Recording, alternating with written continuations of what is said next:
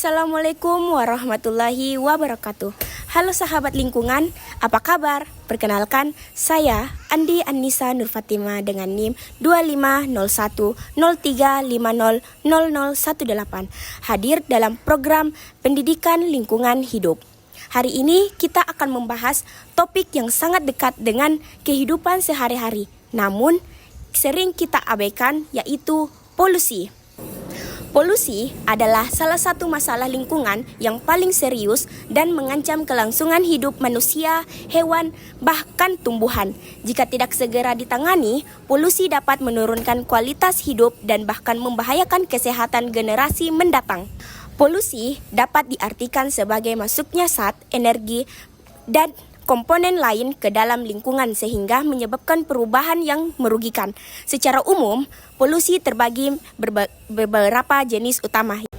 Yang pertama, polusi udara. Polusi udara terjadi ketika kualitas udara tercemar oleh gas berbahaya, asap kendaraan, emisi pabrik, dan pembakaran sampah. Dampaknya sangat luas, mulai dari gangguan pernapasan, pemanasan global, hingga perubahan iklim ekstrim. Yang kedua, polusi air. Air adalah sumber kehidupan, namun sayangnya limbah pabrik, sampah rumah tangga, hingga tumpahan minyak sering mencemari sungai, danau, bahkan laut. Dampaknya, air menjadi tidak layak konsumsi, ikan mati, dan ekosistem air hancur. Yang ketiga, polusi tanah. Polusi tanah biasanya berasal dari sampah plastik yang sulit terurai, pestisida berlebihan, hingga limbah beracun. Tanah yang tercemar menjadi tandus, merusak kesuburan, bahkan bisa mengkontaminasi air tanah. 4. Polusi suara. Walaupun tidak terlihat, polusi suara bisa berdampak serius. Bising kendaraan, mesin, dan alat elektronik dapat menyebabkan stres, gangguan tidur, hingga menurunkan konsentrasi belajar maupun bekerja. Selanjutnya, mari kita lihat beberapa contoh nyata polusi udara di kota besar. Jakarta, misalnya, sering masuk daftar kota dengan kualitas udara terburuk di dunia. Akibatnya, banyak warga mengalami batuk, asma, dan penyakit pernapasan. Selanjutnya, dampak polusi tidak bisa kita anggap sepele. Di antaranya, yang pertama, terhadap kesehatan manusia, penyakit pernapasan, keracunan, stres, bahkan kanker. Yang kedua, terhadap lingkungan, rusaknya ekosistem, matinya hewan dan tumbuhan, serta berkurangnya kesuburan tanah.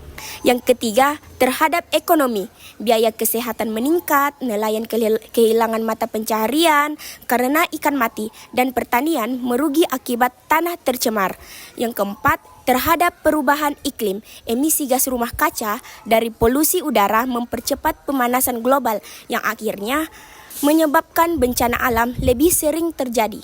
Tentu saja, polusi dapat dicegah dan dikurangi. Solusi ini bisa dilakukan mulai dari skala kecil hingga besar. Antara lain, yang pertama, polusi udara. Mengurangi penggunaan kendaraan bermotor, beralih ke transportasi umum atau sepeda. Yang kedua, menghentikan kebiasaan membakar sampah. Yang kedua, polusi air. Tidak membuang sampah ke dalam sungai atau laut. Menggunakan deterjen ramah lingkungan. Industri harus mengolah limbah sebelum membuangnya. Yang ketiga, polusi udara dan cahaya. Membatasi volume suara alat elektronik. Mendesain tata kota dengan lebih ramah lingkungan.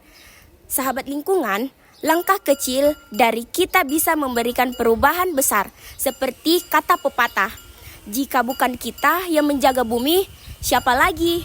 Polusi adalah masalah global, tetapi penyelesaiannya bisa dimulai dari lingkungan sekitar kita. Mulai hari ini, mari kita lebih peduli dan ikut serta menjaga bumi agar tetap menjadi tempat tinggal yang sehat dan nyaman. Saya Andi Annisa Nur Fatima dengan NIM 250103500018. Terima kasih telah menyaksikan program Pendidikan Lingkungan Hidup. Wassalamualaikum warahmatullahi wabarakatuh.